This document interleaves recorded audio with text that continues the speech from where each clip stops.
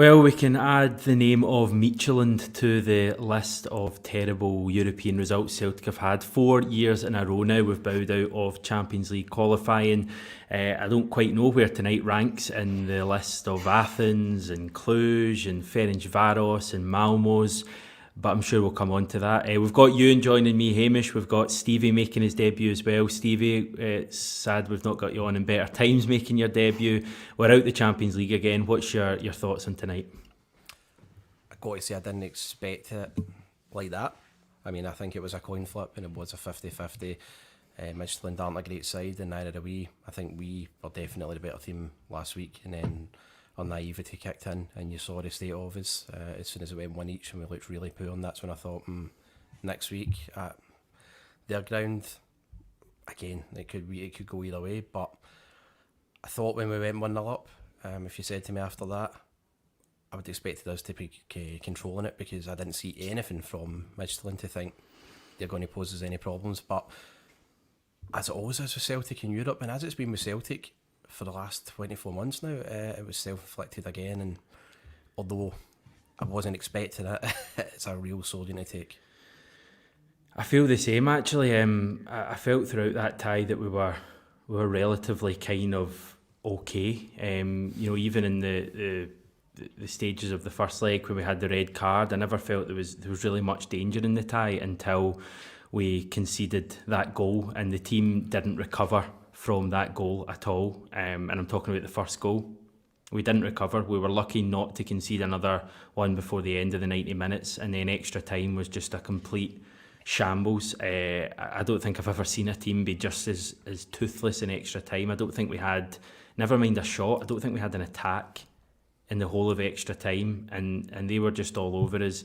Even when they scored, there wasn't even that last 5 minute reaction we sometimes see from Celtic. I'm struggling to kind of the best way to deal with this, Ewan. We'll get your just immediate thoughts, and then we'll try and dip into some of the stuff that happened. It's about kind of finding out, kind of identifying who we blame at this point, because you can't really blame manager Postecoglou. He's walked into a difficult situation. You can't blame the players, because I mean, no one was particularly outstanding, but no one was particularly terrible either. It seems to be just the board's complete lack of responsibility in making this team better at vital moments. And I don't know how many times they need to learn the same lessons. It's getting ridiculous. But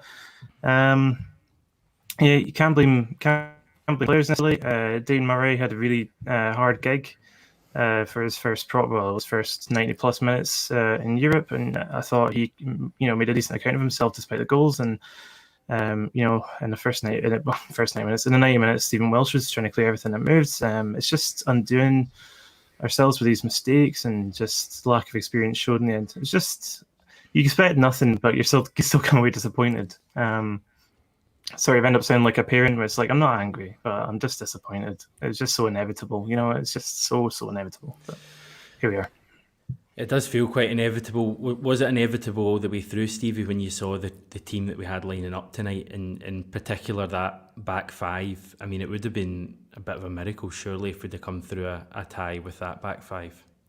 Yeah, and no matter what happened tonight, I was always thinking next round anyway is going to be a bodying for either of us. So even though they went through, I fully expect PSV to take 4 or 5 off them. They're on another level. We can only dream of being that. But I actually did think after the first half, where I didn't see anything from Midtjylland, and then when we went 1-0 up, I thought, yeah, that's it. We actually look as if we've done all right here, and we look as if we could see this game out. I was not neglecting the fact that we do have that back four, and we've got Scott Bain in goal. But the one thing, I mean, it just changes when James Forrest misses that chance. He misses that a minute later. I know you'll probably come on to it, Hamish. A minute later, the inevitable part did kick in when he missed that chance, and then when they made it 1-1, I turned around and said to my uncle, and I went, I think we're done here. And lo and behold, I don't want to say I predicted it, Hamish, but I mean, you don't need to be a fortune teller to see what's happening when Celtic shoot themselves in the foot in Europe, and then another team punishes us, and you know what's coming after that. It was almost as if we didn't recover from that James Forrest miss for the whole match, and we didn't really create another great chance that I can remember. However, saying that, James Forrest did have a couple of runs just after. I think if it's someone who'd been on the park, all game, Abada, for example, that probably goes in the back of the net. Because even before he put the shot wide, James Forrest, he had a good chance and the defender kind of caught up with him. But you're right, I mean, it must have been 20 seconds after that miss that Midtjylland got up the other end of the park and score. And I suppose that's just something we've seen so often, Ewan. Like the team seems to struggle from setbacks so often, and that setback can even be just missing a chance like that. Yeah, it's definitely a mentality thing. And just this Celtic team just don't have the killer instinct at the moment. And better teams, better Celtic teams in the past have had the same struggles. AET Athens obviously comes to mind. Cluj comes to mind, given that we handled them pretty comfortably later on in the Europa League. It just seems to be this mental block that comes to the Champions League qualifiers. And it's just as soon as Forrest missed that chance, you just know. It was a bit like last week when Edouard doesn't take his chance for 2-0. Obviously, when Midtjylland kind of concede, equalised to kind of bizarre means, and then that's us back to square one again. It's just so frustrating. We're just watching this play out year after year after year. It's it has to be a mentality thing, because we've tried different parts and the parts still don't fit, and it's cost us in so many different ways. But you just have to hope now that is it Jablonce? I can't pronounce whoever the Czech team is that we're playing against. We just have to hope that they're half as good as Midtjylland were. Midtjylland weren't even particularly good. I don't think they finished too far behind Sparta Prague, and we saw what they did to us last season. So we're now well up against it, as far as I'm concerned, to even make it to the Europa League group stage, because we're not going to be in the Diddy Champions route that we've been in the last few years when we've fallen out of the Champions League. We're not going to face Rigas and Sarajevos and Seduvas that we've played in the last few years. This is going to be up against, sides probably better than Midtjylland, and that's to get into the UEFA Europa League. It just feels so... The tie just felt so winnable, pretty much all the way through until probably we conceded that second goal in extra time. I just felt that if we'd have had that killer final pass or, that final shot, that finish, that's a tie we should be winning. But, the anger, I'm seeing the comments coming in here and, people talking about being frustrated and scunnered, and it comes down to the recruitment again, doesn't it? And it comes down to the board's attitude to this, Stevie. We've again not prepared for a crucial tie where there's tens of millions of pounds potentially on offer, and once again we're just left counting the cost of that. And it also comes back to the whole Eddie Howe mess as well. You remember what happened there.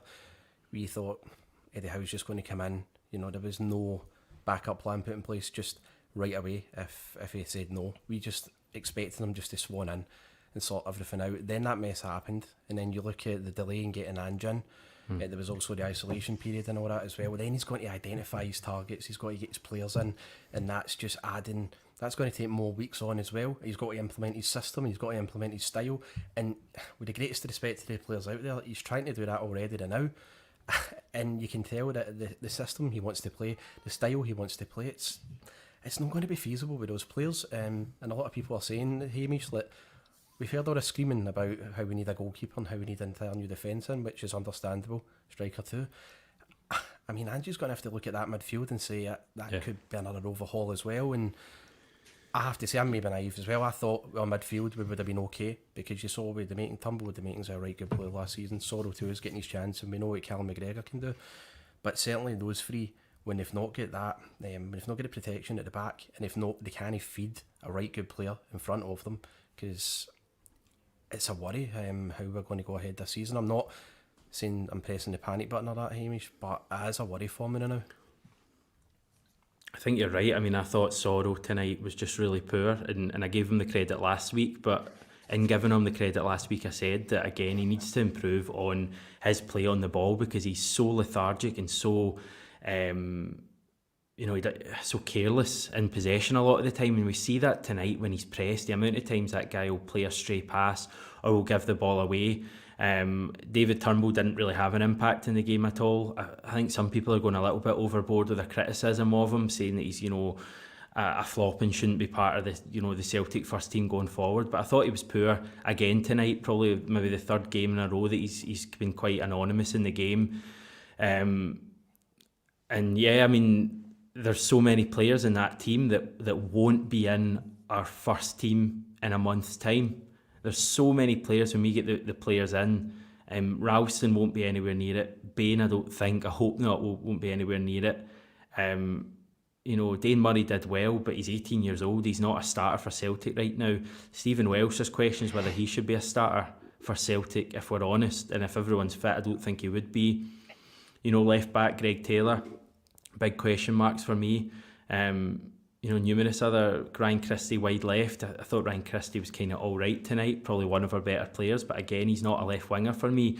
And then you've got the huge issue up top, and you've got a player like Forrest and Edouard who just not giving his all, and I don't say that lightly. I don't like to criticise players for not trying, and I'm not saying that he wasn't trying, but Forrest and Edouard wasn't 100% committed to that game tonight, not a chance. There was loads of ones that he wasn't quite running full pace. He was getting out sprinted by people like Eric Sviatchenko. We know how slow he can be at times. He was getting out muscled by players. There was one in the first half when Christie played him through, and I thought he could have gotten the end of it, and the ball just kind of trickled through to the keeper. That's a guy who's just not fully committed to Celtic at the moment, and I wouldn't be surprised to see him moving on. But the thing I'm going to raise you in is he still plays the majority of the match, all of the match, He plays 120 minutes, and that's not a criticism of Postecoglou, really. It's a criticism of those backup options. I mean, Albion Ayeti, what does it say about Albion Ayeti that he can't get on the park, until well into extra time when we're playing that badly? And Tom Rogic is another one as well. Yeah, Tom Rogic, I love Tom Rogic as much as anyone else, but I do sort of wonder what he can actually bring to Celtic these days. His fitness is just it's always been a problem for him. He hasn't been able to get a consistent run of games, mostly because of fitness, but also when he has played, he just hasn't looked sharp. He hasn't, looked like he's got that final ball in him. As for Edouard, I defended Edouard a lot because I thought some of the accusations kind of lobbed his way last season about effort and application weren't entirely fair, but I think you could say tonight, he wasn't running for that final pass. He wasn't. Some of his hold-up play was good, and he was bringing Christie into it quite well. But there's a moment there where James Forrest he takes on 2 or 3 defenders, and Edouard just doesn't make the space for him. You can see he's running, but he just doesn't make the space for James Forrest. Gets in his way. James Forrest collides with him, and then that's the chance over. There's just something about his movement that's not quite the same. And there were some interesting comments last night from Kel McGregor saying that Edouard he doesn't express himself that openly. He doesn't celebrate when he scores goals with much kind of vigor. But he is a sort of calm and composed guy, and he's focused and everything. I thought he looked distracted tonight, and that's probably one of the first times I say that as one of his biggest defenders. It just doesn't look cohesive, and it never looked cohesive going from the middle of the park to the front through pre-season. I think that's a huge concern. And I know it's very early days in the Ange Postecoglou revolution, if you like, but it's just it actually makes me quite worried for Hearts of the weekend now, because for much of that second half we had a lot of the ball, but just couldn't do anything with it, and that's really concerning. I think the most concerning thing for me tonight was that when they went ahead, there was no sort of fight back from the team, even in terms of creating chances. And if we're going to Tynecastle on Saturday night, Stevie, we're going to a place again where they're going to be coming right at us. I think they're going to have 5,000 odd fans. Is this Celtic team going to stand up and be counted in a huge game? I mean, tonight was a huge game. Saturday's probably just as big a match in terms of the league. I know it's the first game of the season, but we really have to win that game to avoid this becoming a bit of a disaster. Yeah, it's a must win. And the big thing I've got concerns now over, Hamish, is when I was looking, you look at that team, it's largely going to be the same team, but we've just played extra time there. That's 30 more grueling minutes. We look dead on our feet at 70 minutes tonight. And not only that, you've got one of the more influential players, Callum McGregor, has now played 120 minutes. That's coming after his very short break for the Euros as well. This is the guy who's meant to pick up the tempo of your team. He's our captain. He's meant to drag us through these games. So already, we're getting into that game leggy, and you've got a Callum McGregor who, as we already saw in the past, if you look at the form, it's alright saying that's just one game, but you look at the form that can dip with him, and you want him as fresh as possible for the first game of the season to set the tone, and he's not going to be, and the team aren't going to be, and that's what I'm worried about. There's no doubt when I look at our team and I look at Hearts' team, I do think we've got more quality than them, and it's a game we should be winning, but so was tonight, and well, look what happened there. So I'm not going to be arrogant and just say on your channel now, yeah, we should be able to go to Tynecastle and stroll it and win. That's just not how it works. And now, after tonight, with extra time, and as I said, a lot of players leggy and just looking unfit. And Hearts obviously having a bit more freshness to their game, they'll be up for it now, even more so with our fans there, and it's adding pressure onto us. Tonight was pressure. You saw how the players handled it. How are they going to cope on Saturday? It's a tricky fixture for us now, when ideally, you're looking to go into that game full of positivity and encouragement, and I didn't really see much tonight, unfortunately. There's definite changes from last season in terms of the way we move the ball. Like, there's definite improvements there, but the same mistakes that we saw last season, the two key ones for last season, poor defending at crucial times and missing key chances at crucial times. And we saw both of that again tonight. We saw both of that last week in the first leg against Midtjylland. How do we solve those issues, Ewan? Is it? I mean, I can't remember. One of you raised a kind of a mental barrier. I can't remember who it was at the start of this, but I mean, how do we get out of that? Because that must really be, right on the players at the moment, weighing them down.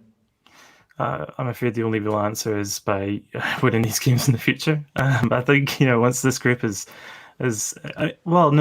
saying that, if we get into the Europa League, and it feels ridiculous to have to say that if we get into the Europa League, but if we get into the Europa League and actually make a fist of it, make a decent campaign of it, and that's a big game experience that these players need. But it just does seem like a total mentality thing, because after both games, after we scored, we immediately looked weaker. It was there were flubbing chances. Moore was getting past the defence that hitherto had been really effective and solid. And I don't know what the answers are. I guess it's just about trying to make as best of it as we can in whatever European competition we have this season. And there's a Conference League, but hey, yeah. But like that, and improving domestically, and just hoping we're not the same scenario next year. But you wouldn't bet against it, would you? Anyone get anything else they want to bring up? I suppose we could chat about the board. Do you think the board have to come in for criticism, Stevie? Probably a stupid question. Yeah, I've got a point after that, Hamish. I think they do, but you know what I mean. The board and their communication is never a strong point. It's not going to be after this. I predict we're going to see the same problem to what we did, or the same pattern, to what we did last season, which is just total silence, radio silence. They won't say anything. They'll see the new arrivals as massive deals and big positive news, and try and just really play up to that. But I mean, you were talking as well about we are seeing the style and the way the ball's moved a bit better, right? But we are seeing it initially in wee short bursts. But then all you saw was Greg Taylor or Scott Bain or Stephen Welsh lumping the ball out of play. If Ange wants to implement that system, he really has to get the players in to do it. He should have been having the players in tonight to do that. We all know that. He's not, and look what's happened. You're trying to play that type of football with players who let us down badly last season, who get beat 4-1 home and away to Sparta Prague, who went to Ibrox and completely collapsed, lost 4-1 as well. So that's a problem in itself, and that's why I think the board have to come in for criticism for the fact that, getting into that game tonight, if we're wanting to play that type of football under Ange, we really should have had the players a good month or so ago.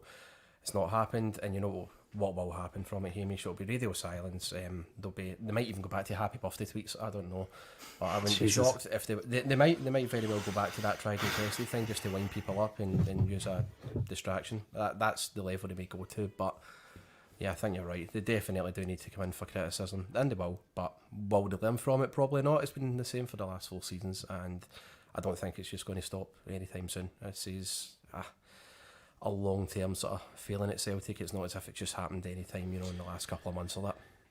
It's going to be a long road back, isn't it? This isn't going to be a quick fix. If anyone thought it was, and tonight is just evidence that this is going to be a long road back. And without meaning to be the harbinger of doom, this may be a season of don't say that.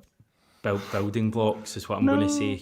Gradual building blocks, and that may just be, this season. That's not me, admitting defeat or anything. It's just, this is a team that is on its knees and it needs recruits. The team just looked so tired tonight. I thought from about 70 minutes onward, they looked so leggy, and they're clearly just not a particularly fit team at the moment. So maybe Ange wants to bring in a new fitness coach or someone he's worked with in the past. You can have the final say, mate, on a pretty dire night. Oh, great. Yeah, no, it's got to. It's just history repeating itself, and until the board actually learn that, by spending money to bolster the squad, they can accumulate more by actually qualifying for the Champions League. It is that simple. And now it's incumbent on them to back Ange Postecoglou to the hilt, because anything less than that is completely unacceptable. And trying to bring, obviously, fans will come back in their drips and drabs, obviously with COVID-19, but you've got to give them something in return, and it's just not good enough tonight.